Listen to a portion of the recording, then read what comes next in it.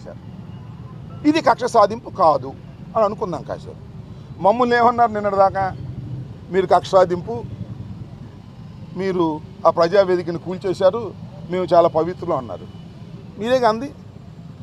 ప్రజావేదిక ప్రభుత్వాన్ని, ఇది మా పార్టీది, చట్టబద్ధంగా మేము తీసుకున్నటువంటిది. మీరు చట్టబద్ధంగా తీసుకుని ఆఫీస్ కట్టుకున్నారు. మా ఆఫీస్ మీద అంత కడుపు మంట ఎందుకు?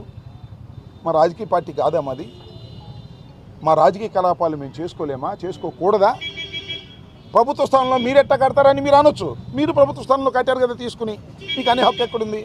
మేము లీజుకు తీసుకున్నాం కదా, మా లీజు క్యాన్సిల్ చేయాలి కదా, ఎన్ని చట్టబద్ధమైనటువంటి అంశాలు ఉన్నాయి. ఇవన్నీ వదిలేసి కక్షపూరితంగా మీరు ఇవాళ వైఎస్ఆర్ కాంగ్రెస్ పార్టీకి సంబంధించినటువంటి, మాకు ఇవాళ 11 రావచ్చు, ఒకప్పుడు 151 వచ్చాయి, అయినా